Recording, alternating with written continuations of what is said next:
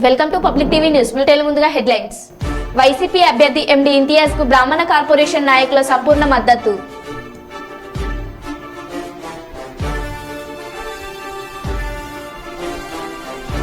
మా గ్రామంపై దుష్ప్రచారాలు మానుకోండి కుప్పం గ్రామస్తులు.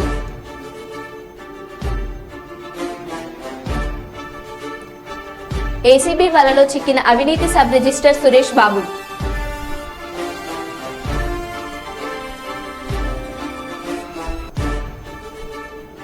కేంద్ర ప్రభుత్వం చేస్తున్న పథకాలను వివరిస్తూ ప్రచారంలో దూసుకుపోతున్న బీజేపీ.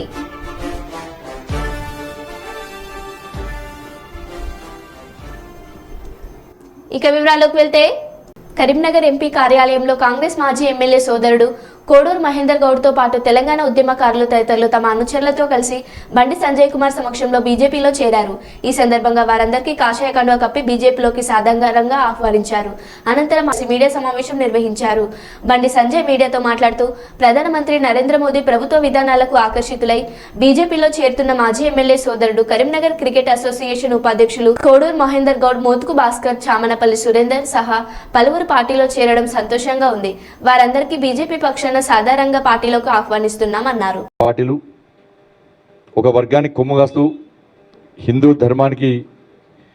ధర్మాన్ని హేళన చేసే విధంగా, హిందూ సమాజాన్ని చులకన చూసే విధంగా, ముంగట వేరే మతం వాళ్ళు ఉండరని చెప్పి వాళ్ళ ఓట్ల కోసం కక్కుర్తిపడి వాళ్ళ ముందు ఇతర మతస్థుల ముందు ఇలా హిందూ ధర్మానికి వ్యతిరేకంగా హిందూ దేవులను, హిందూ సనాతన ధర్మాన్ని, హిందూ సంస్కృతి సాంప్రదాయాలను హేళన చేసే విధంగా, చులకన చేసే విధంగా మాట్లాడము నిజంగా చాలా సిగ్గుచేటది.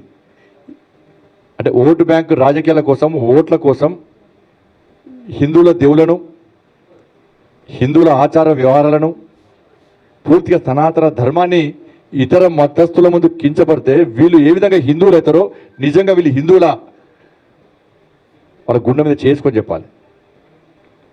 గతంలో ఒకైనా అక్షంతల మీద మాట్లాడాడు. ఇప్పుడు రాముల వారు అక్షంతల భయం స్టార్ట్ అయింది. రాముల వారు ఏం తప్పు చేసిండన్నా మీకు? రాముల వారి మీద బీఆర్ఎస్ కాంగ్రెస్ పార్టీలకు ఎందుకు అంత కోపం? అంతకుముందు రాముల వారిని మొక్కిన మీరు ఇప్పుడు రాముల వారి మీద భక్తి ఎందుకు పోయింది? రాముల వారి మీద అంత కసి ఎందుకు పెంచుకుంటున్నారు మీరు? రాముల వారి ప్రసాదాన్ని కూడా ఇంతకు చులకన చూస్తున్నారు. ఇది పూర్తిగా రామ భక్తులను చులకన చూసినట్టే, రామ భక్తులను అవమానపరిచినట్టే. ఒకనో రేషన్ బియ్యం అంటాడు.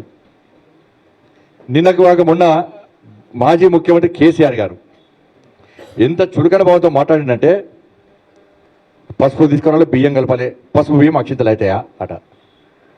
పులిహోర తింటే కడుపు నింపుతుందాట, ఊరేగింపులు పడితే కడుపు నింపుతుందాట, కాసేపు జెండా అన్నం పెడుతుందాట.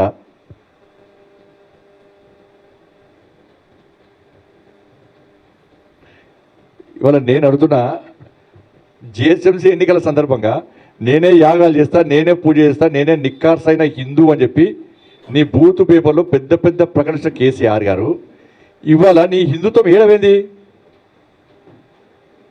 హిందుత్వం? మరి నువ్వు యాగాలు చేసినావు, నువ్వు పూజలు చేసినావు, మరి యాగాలు చేసినప్పుడు బియ్యాల పసుపు కలిపినావా, ఇంకేం కలిపినావు? అప్పుడు బియ్యాల పసుపు కలిపి అక్షింతలు అయినాయా కాలేదా? ఇంకేమైనా కలిపినావా? నువ్వు యాగం చేసే ముందు పులిహోర ప్రసాదం పెట్టినావు, అది ప్రసాదం అయిందా కాలేదా? అయినా నీకు ప్రసాదం పులిహోర తింటే కడిపిస్తుంది, మందవత కడిపిస్తుంది. నీకు పులిహోర నీకు పని చేస్తా? అది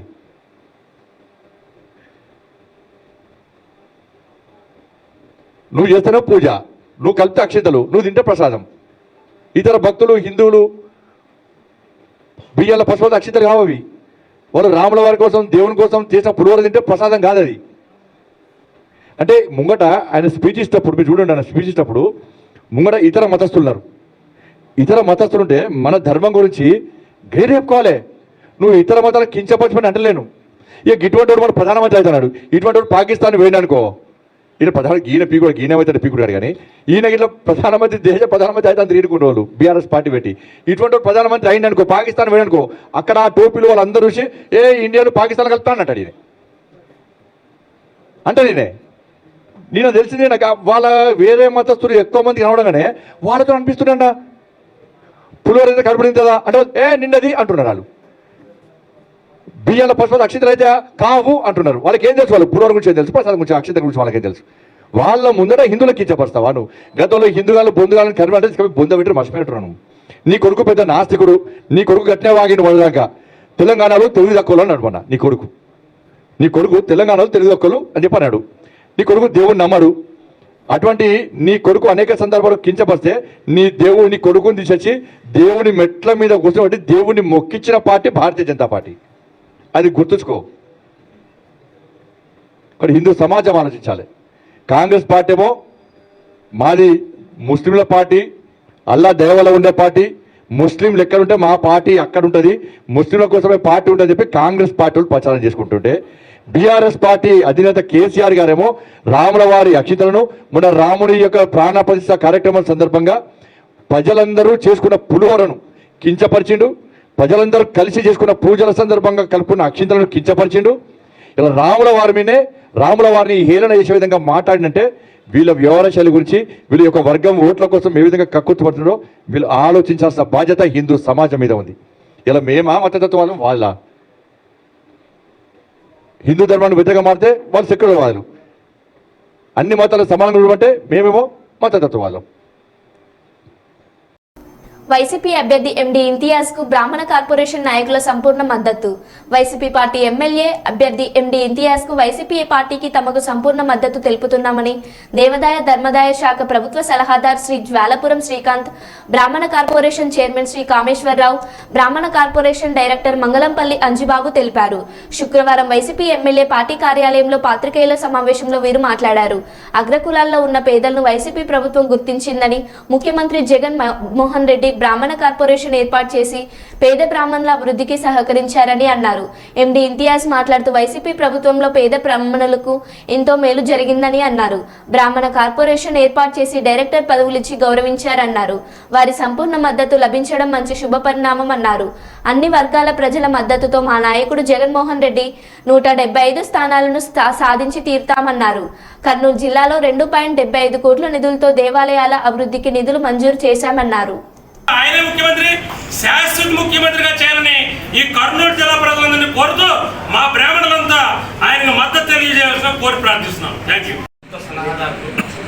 అలాగే రామేశ్వరరావు గారు బ్రాహ్మణ కార్పొరేషన్ చైర్మన్, అలాగే అంజిబాబు గారు Brahmana corporation director, Krishnakanth Sharma 51 ward, వీళ్ళందరూ ఇక్కడ మీతో ప్రెసిడెంట్ కోర్టు మనకు బ్రాహ్మణ కమ్యూనిటీ అంతా కూడా వైఎస్ఆర్సీపీకి సపోర్ట్ చేస్తున్నామని చెప్పడం చాలా ఆనందదాయకం. మరి ఈరోజు రాష్ట్రమంతటా వైఎస్ జగన్మోహన్ రెడ్డి గారు మా ప్రియతమ నాయకుడు, ఆయన చేపట్టిన పథకాలు కానివ్వండి, ఆయన చేపట్టిన అభివృద్ధి పనులకు కానివ్వండి, అన్ని వర్గాల వారు, అన్ని కమ్యూనిటీస్ వారు, కులం లేదు, మతం లేదు, ప్రాంతం లేదు, పార్టీ లేదు, ఏ విధమైన వివక్ష లేకుండా ఆయన చేపట్టిన కార్యక్రమం. అర్చక సంఘం కర్నూలు జిల్లా ప్రెసిడెంట్గా కూడా ఉన్నాను.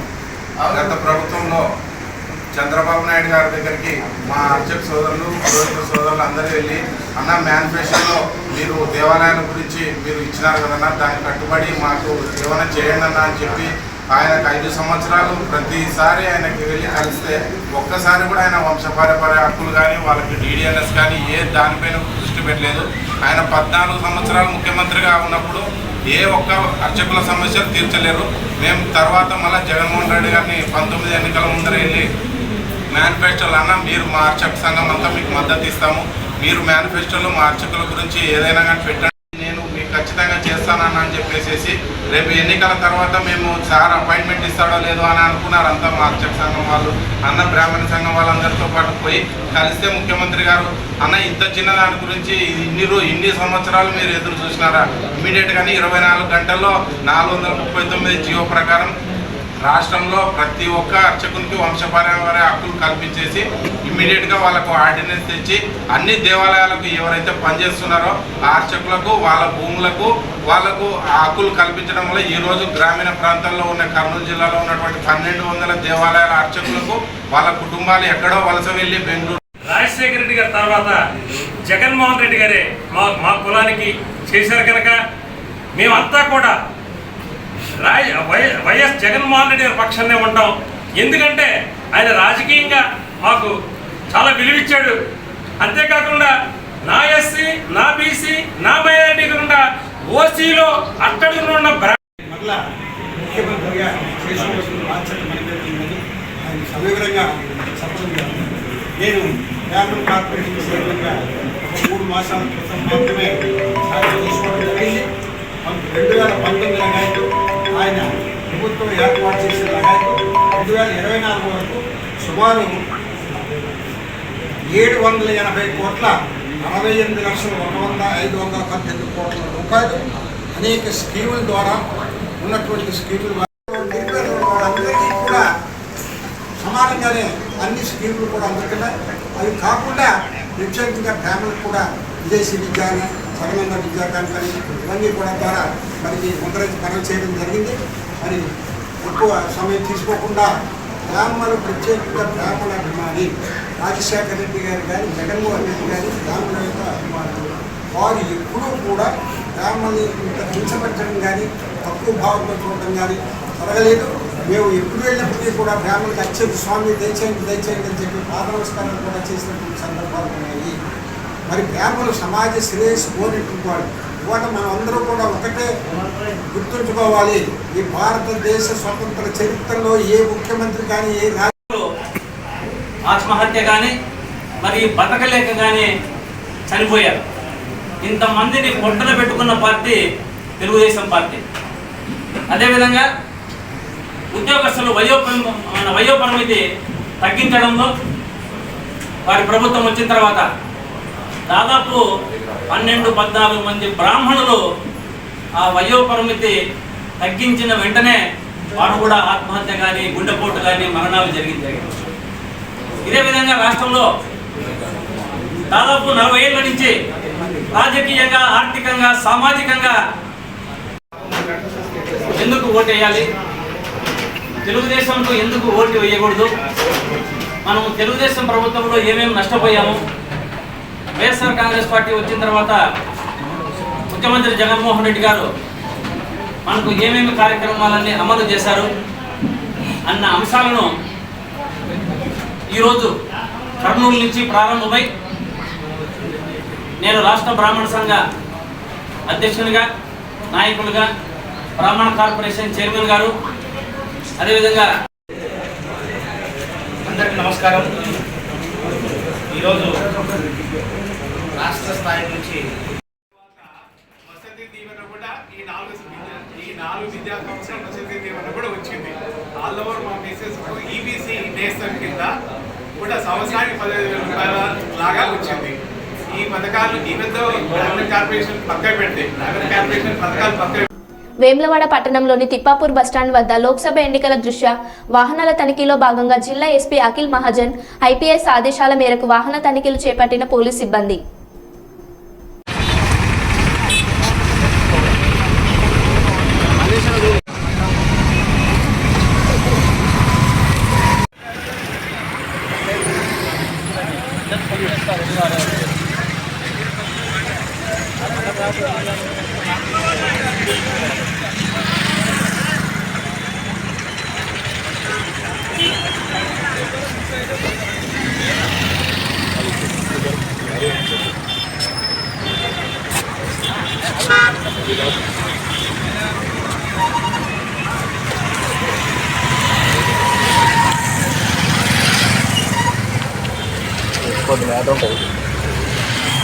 అంతగానో మనం తీసుకురావచ్చు, అలా తీసేసి చెక్కేసి తీయాలి కదా.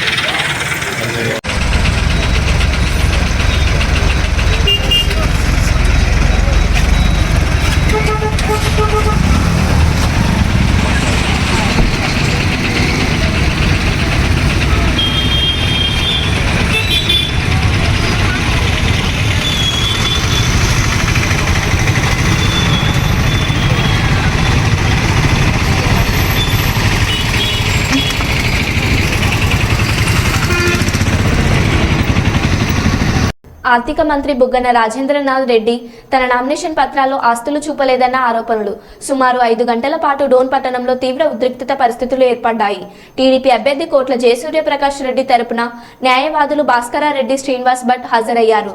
వైసీపీ అభ్యర్థి బుగ్గన రాజేంద్రనాథ్ నామినేషన్ పరిశీలిస్తున్న సమయంలో చాలా చోట్ల ఖాళీలను భర్తీ చేయకుండా వదిలివేయడంపై అభ్యంతరం వ్యక్తం చేశారు.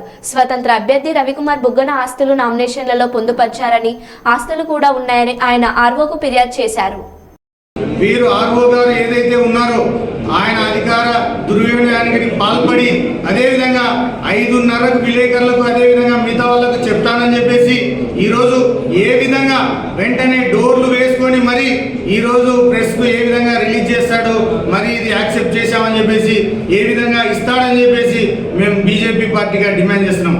అయ్యా ఈరోజు అధికార దుర్వినియోగంలో ఇది గతంలో నీ మీద ఆర్వోగా కాకముందుకు అనేకమైనటువంటి ఈరోజు కంప్లైంట్లు ఉన్నాయి. అయినా ఏ విధంగా డోన్గా మిమ్మల్ని పంపించారో దానిపైన అదేవిధంగా విచారణ జరపాలి. అదేవిధంగా స్క్రూటినీ టైం ఏదైతే 11 నుంచి 3 వరకు ఉందో దాన్ని మీరు ఏ విధంగా దాన్ని తీసేశారు. అదేవిధంగా వీళ్ళు అంటున్నారు సెక్షన్ 32 ప్రకారం. అయ్యా గతంలో కూడా అనేక మంది ఈరోజు మన రాష్ట్రంలో కూడా అనేక మంది నామినేషన్లు తిరస్కరణకు గురైన విషయం ప్రతి ఒక్కరికి తెలుసు. నిన్నగాక మొన్న కూడా గుజరాత్లో అదేవిధంగా ఇతర రాష్ట్రాల్లో కూడా తిరస్కరించారు. మరి అవన్నీ మీకు గుర్తు లేదా? అదేవిధంగా ఈరోజు మీరు చూపిస్తున్నటువంటి ఏదైతే మీ ఆదాయం అని ఏ రోజైతే ఈరోజు ఆదాయాన్ని కనపరచలేదో మీ అక్రమ సంపాదన అనేకం ఉంది. దాన్ని మీరు కప్పిపుచ్చుకోవాలనే ఉద్దేశంతో ఈరోజు ఆదాయం చూపలేదు. దాంట్లో మీరు అడ్డంగా దొరికారు. దీన్ని వెంటనే న్యాయ విచారణ చేయాలి. మీ ఆస్తుల మీద అదేవిధంగా మీ మీద ఈరోజు ఆర్ఓ గారి మీద కంపల్సరీ కేంద్ర ఎన్నికలకు మేము దృష్టికి తీసుకెళ్తామని చెప్పేసి ఈ సభాముఖంగా తెలియజేస్తాం. 5వ తారీఖు నుంచి 4వ విడత ఎలక్షన్లో 18వ తారీఖు నుంచి 24వ తారీఖు వరకు నామినేషన్ వేయడం జరిగింది.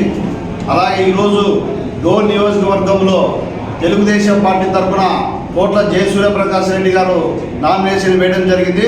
అలాగే వైఎస్ఆర్ తరఫున బుగ్గన రాజేంద్రనాథ్ రెడ్డి గారు నామినేషన్ వేయడం జరిగింది.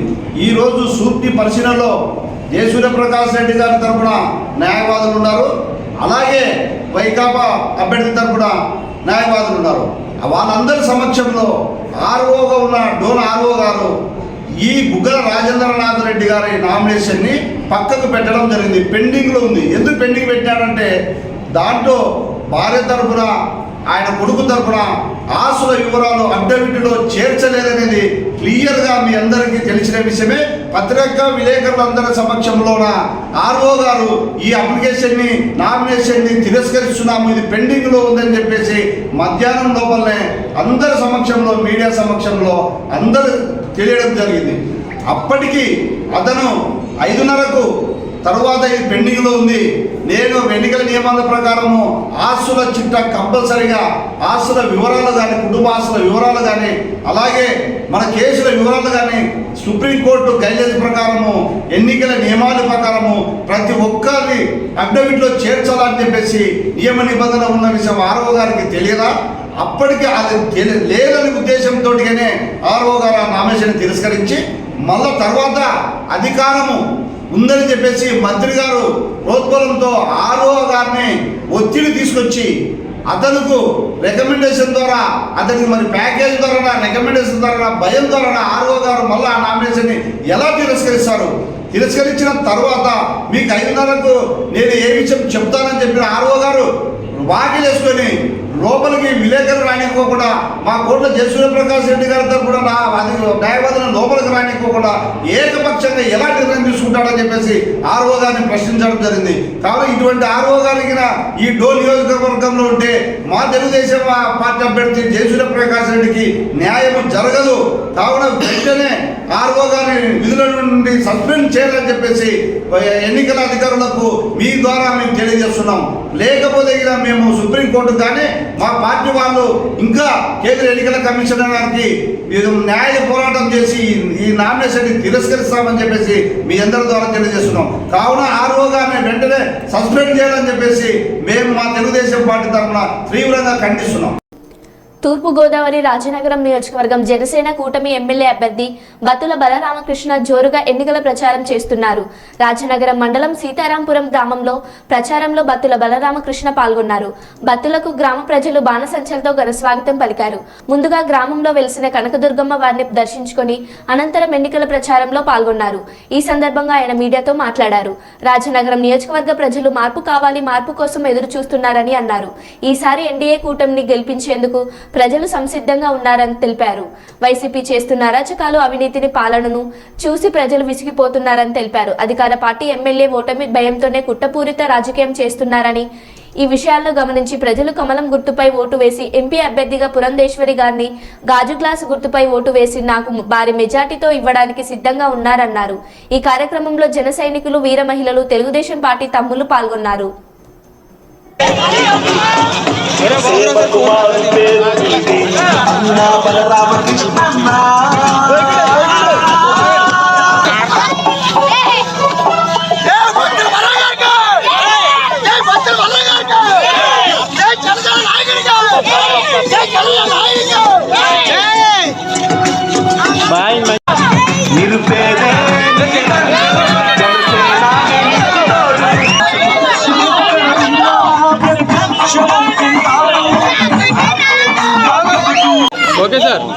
ఓకే సార్, అందరికీ నమస్కారం.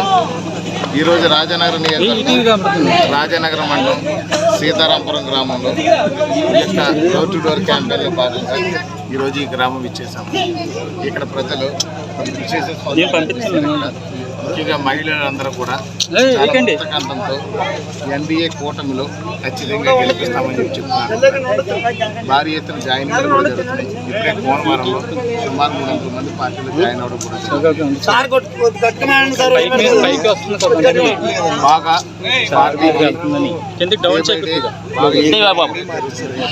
బాగా జనాలు అధిక సంఖ్యలో జాయిన్ అవుతున్నారు. మహిళలు ఈ పార్టీని గెలిపిస్తామని చెప్తున్నారు. ఖచ్చితంగా వీళ్ళందరూ స్పందన చూస్తే ఇప్పుడే గెలిచినట్టుగా ఉండే పరిస్థితులు ఇక్కడ ఖచ్చితంగా భారీ మెజార్టీతో ఇక్కడ జనసేన పార్టీ గెలవబోతుంది. అదేవిధంగా బీజేపీ తరఫున పురంధేశ్వరి గారు కూడా ఖచ్చితంగా గెలవబోతున్నారు. అధికార పార్టీ ఎన్ని కుట్రలు చేసినా, ఎన్ని కుట్రలు చేసినా రోజు రోజుకి మాకు జనసేన పార్టీకి బలం పెరుగుతుంది. ఇక్కడ ఎంత విడ్డూరంగా ఉందంటే రాజనగరం నియోజకవర్గంలో బత్తుల బలరామకృష్ణ అనే నేను గత 2 ఏళ్లుగా ఇక్కడ పార్టీలో ప్రచారాలు ఉన్నాను. ఈరోజు ఎక్కడెక్కడో ఈ నియోజకవర్గం సంబంధం లేని వ్యక్తులు తీసుకొచ్చి నలుగురు తీసుకొచ్చి ఇక్కడ నామినేషన్ కూడా చేయించారు. అంటే వాళ్ళ పిచ్చి పరాకాష్ఠకి వెళ్ళిందనే దాంట్లో ఇది ఒక భాగం. అదేవిధంగా ఈ యొక్క కేసులు అవి బనాయించి రకరకాలు చేస్తున్నారు. రోడ్డు మీద బైఠాయించి చేస్తున్నారు. ప్రజలు ఎన్ని చేసినా కానీ సపోర్ట్ రోజు రోజుకి మాకు బాగా ఎక్కువ చేస్తున్నారు. ఒక్కడే చెప్తాను, రాజనగరం మండలంలో డిగ్రీ కాలేజీ లేక ఇబ్బంది పడుతున్నారు. ఖచ్చితంగా రాజనగరం మండలంలో డిగ్రీ కాలేజీ ఏర్పాటు చేసి ఈ పిల్లలందరూ కూడా చదువుకునే విధంగా ఏర్పాటు చేస్తారు. ఊరుకున్న మండలంలో కూడా డిగ్రీ కాలేజీ లేదు, అక్కడ కూడా వాళ్ళు ఇబ్బంది పడతారు. ఖచ్చితంగా అక్కడ కూడా డిగ్రీ కాలేజీ ఏర్పాటు చేస్తారు. అదేవిధంగా చూస్తే ఇక్కడ ఏ విధమైన ఉద్యోగ ఉపాధి అవకాశాలు లేవు. ఇక్కడ దగ్గరలోనే ఈ యొక్క ఇండస్ట్రియల్ పార్క్ అనేది ఒకటి ఏర్పాటు చేస్తాం. పరిశ్రమలు తీసుకొచ్చి ఇక్కడ ఉద్యోగ ఉపాధి అవకాశాలు కల్పించి ఇక్కడ నిరుద్యోగ సమస్యను అంతా కూడా నిర్మూలించి ప్రజలందరూ అన్ని విధాలుగా కూడా యువతనే సన్మార్గంలో నడిపిస్తాము. అదేవిధంగా చూసినట్లయితే ఇక్కడ సాగునీరు, రైతులు పంట పండించుకోవడానికి నీరు లేక చాలా ఇబ్బందులు పడుతున్నాయి. అప్పుడప్పుడు ఇస్తున్నారు ఇలా నీరు అనేది, ఆ నీరు కూడా లేక చాలా ఇబ్బంది పడతారు. ఖచ్చితంగా రైతులకు మాత్రం సరిపడే విధంగా ప్రతి ఎకరాకి కూడా 2 పంటల్లోకి నీరు ఖచ్చితంగా ఇస్తాము. 3వ పంటకు కూడా అవసరమైతే కూడా నీరు ఇచ్చే బాధ్యత తీసుకుంటాము. ఎందుకంటే ఒక రైతు బిడ్డగా స్థానికంగా ఉన్నటువంటి సమస్యలు తెలిసిన వాడిగా ఇక్కడ రైతులు ముఖ్యమైన ఆధారం ఇక్కడ పంటలు కాబట్టి ఇక్కడ ప్రజలందరికీ కూడా ఇక్కడ ఆధారం అనేది పంటలే కాబట్టి ఖచ్చితంగా సాగునీరు పూర్తిగా అందజేసి రైతులకు పెద్ద పెట్టేస్తాం. నిరుద్యోగులు చాలామంది ఉండిపోయారు కాబట్టి వాళ్ళకి ఉద్యోగ ఉపాధి అవకాశాలు కల్పిస్తాం. ఇక్కడ మంచిగా మారుస్తున్నారు. అలాగే వైద్య విషయంలో కూడా సక్రమంగా అందజేసి వైద్య రాజనగరంగా కూడా ఆరోగ్య రాజనగరాన్ని తీర్చిదిద్దుతాము. ఇక్కడ అంతేకాకుండా చూస్తే యువతకి పెట్టుబడుల కింద 10 లక్షల రూపాయల రుణాలు ఇచ్చి ఇక్కడ పారిశ్రామిక వ్యవస్థను తీసుకొస్తాము. వాళ్ళే ఉపాధి కల్పించుకునే విధంగా ఇక్కడ చూసినట్లయితే ఇక్కడ ఈ యొక్క ఎన్డీఏ కూటమిలో ఖచ్చితంగా ప్రజలందరూ కూడా మంచి చేయడానికి సిద్ధంగా ఉన్నాయి. చంద్రబాబు నాయుడు కానీ, పవన్ కళ్యాణ్ గారు కానీ ఇద్దరు కూడా చాలా సిద్ధంగా ఉన్నారు. పెన్షన్ ఇప్పటికే 4,000 రూపాయలు అనౌన్స్ చేశారు. అదేవిధంగా వికలాంగుల పెన్షన్ 6,000 రూపాయలు అనౌన్స్ చేశారు. ఈ యొక్క రైతులకు కూడా సంవత్సరానికి 20,000 రూపాయలు ఉచితంగా ఇవ్వడానికి అది కూడా అనౌన్స్మెంట్ జరిగింది. ఇక్కడ 3 గ్యాస్ సిలిండర్లు ప్రతి మహిళలకు కూడా వాళ్ళు ఇబ్బంది పడకూడదని 3 గ్యాస్ సిలిండర్లు కూడా ఏర్పాటు చేసి ఉచితంగా ఇస్తున్నారు. అదేవిధంగా ఎంతమంది పిల్లలు చదువుకుంటే అంతమంది పిల్లలకు కూడా ఒక్కొక్క బిడ్డకి 15,000 చొప్పున తల్లికి వందనం పేరుతో కూడా ఇస్తున్నారు. అంటే ఇక్కడ ప్రజలందరూ ఇంకా ఆనందంగా అభివృద్ధి చెందాలన్నా, రైతు కళల్లో చిరునవ్వు ఉండాలన్నా, ఇక్కడ గిట్టుబాటు ధరలతో ఆనందంగా ఉండాలన్నా, ప్రతి ఎకరానికి నీళ్లు రావాలన్నా, అక్రమంగా దోపిడీలు, దొంగతనాలు, దౌర్జన్యాలు లేకుండా ఉండాలన్నా, ఇక్కడ ఉన్నటువంటి ప్రజలందరికీ కూడా అక్రమ కేసులు, అట్రాసిటీ కేసులు లేకుండా పోవాలన్నా ప్రతి ఒక్కరికి ఒకటే చెప్తున్నాం. ఎన్డీఏ ప్రభుత్వంలో గాజు గ్లాస్ గుర్తుపై ఓటేసి రాజనగరం నియోజకవర్గ ప్రజలందరూ కూడా నన్ను ఎమ్మెల్యే చేసి అసెంబ్లీకి పంపించారని అందరినీ కూడా కోరుకొండలో చూసాము. కోరుకొండలో చూస్తే జనాలు వందలాది మంది, వేల మంది వచ్చేసారు. రాజనగరం చూస్తే వేలాది మంది వచ్చారు. ఈ వేళ కూడా పోలవరం జాయినింగ్కి వెళ్తే అక్కడ కూడా వందలాది మంది జాయిన్ అయిపోయారు. ఇక్కడ కూడా ఈ టైం అప్పుడు కూడా ఇక్కడ వెయిట్ చేస్తున్నారు. ఇంకా ప్రజలు ఇబ్బంది పెట్టుకుంటున్నారు, రాత్రి కూడా పడుకుంటారని చెప్పేసి, రైతులు కాబట్టి వీళ్ళందరూ ఇబ్బంది పడతారని చెప్పేసి ఇక్కడ స్పందనలు అసలు రోజు రోజుకి పెరుగుతుంది. గత 15 రోజుల నుంచి బాగా స్పందన పెరిగింది. పవన్ కళ్యాణ్ గారు వచ్చి వెళ్ళిన తర్వాత పెనుమార్పులు జరిగి ఇక్కడ పార్టీ అనేది దినదినాభివృద్ధి చెందుతుంది. బాగా జనాల్లో స్పీడ్ పెరిగింది. ఈ సమయంలో కూడా ఎవరికి ఎలాంటి ప్రలోభాలు లేకపోయినా ఎంతమంది నిలబడుతున్నారంటే చూడండి. అది అధికార పార్టీకి సంబంధించిన ఎమ్మెల్యేకి 10 మంది ఉండట్లేదు. అతను దొంగ జాయినింగ్లు చేసి దొంగగా వచ్చి కండువాలు వేసి ఏదో ఆడవిడ చేస్తున్నారు తప్ప ప్రజలు ఎవరికి అతనికి ఎవరు సపోర్ట్ చేయట్లేదు. ఇంకా కొంతమంది భయపడుతున్నారు. ఆ భయం కూడా లోపల ఉంటుంది. ఓటు బ్యాంక్ మాకు కన్వర్ట్ అవుతుంది. ఖచ్చితంగా మాత్రం మంచి మెజారిటీతో మేము గెలవబోతున్నాం. జై జనసేన. మేనిఫెస్టో అంటే పవిత్రమైన గ్రంథం. గతంలో ఎన్నికలప్పుడు రంగురంగుల హామీలతో ముందుకు వచ్చేవారు. కానీ మేము మేనిఫెస్టో భగవద్గీత, బైబిల్, ఖురాన్గా భావించాం. గత 5 ఏళ్లలోనే మేనిఫెస్టోకు ప్రాధాన్యత వచ్చింది. ప్రతి ప్రభుత్వ కార్యాలయంలో అధికారి దగ్గర మేనిఫెస్టో ఉంది. రాష్ట్రంలో ప్రతి ఇంటికి మేనిఫెస్టో పంపించాం. ఓ ప్రోగ్రెస్ కార్డు మాదిరి ఏం చేశామన్నది ప్రజలకు ఎప్పటికప్పుడు వివరిస్తూ వచ్చాం. ఈ 58 నెలల్లో పథకాలన్నీ డోర్ డెలివరీ చేశాం. ఏ నెలలో ఏ పథకాలని ఇస్తామో చెప్పి మరీ అమలు చేశామని అన్నారు సీఎం జగన్. మేనిఫెస్టో అన్నది నిజంగా అర్థం వచ్చినది. మేనిఫెస్టో అంటే ఎంత పవిత్రమైన గ్రంథము, దానికి ఉండాల్సినంత ప్రాధాన్యత ఎప్పుడొచ్చింది అంటే అది కేవలం ఈ 5 సంవత్సరాల్లో, ఈ 58 నెలల కాలంలోనే అని కూడా చెప్పడానికి నిజంగా చాలా గర్వపడతా ఉన్నా. ఎందుకంటే గతంలో అంతా మనం చూసేవాళ్ళం, మేనిఫెస్టోలు అంటూ చెప్పేవాళ్ళు ఎన్నికలప్పుడు రంగురంగుల కాగితాలతో, రంగురంగుల ఆశలతో, రంగురంగుల అబద్ధాలకు రెక్కలు తొడిగి ఒక డాక్యుమెంట్నిలా చూపించేవాళ్ళు. ఎన్నికలు అయిపోయిన తర్వాత ఆ డాక్యుమెంట్ ఎక్కడుంది అని ఎవరైనా వెతికినా కూడా కనపడని పరిస్థితి. ఎన్నికలు అయిపోయిన తర్వాత మేనిఫెస్టో డాక్యుమెంట్ ఎక్కడ దొరుకుతుంది అని అంటే చెత్తబుట్టులో కూడా దొరకని అద్వానమైన పరిస్థితులు మనం అంతా చూసాం. కానీ మొట్టమొదటిసారిగా ఒక మేనిఫెస్టోను ఒక బైబిల్గా, ఇది 2019 మన మేనిఫెస్టో,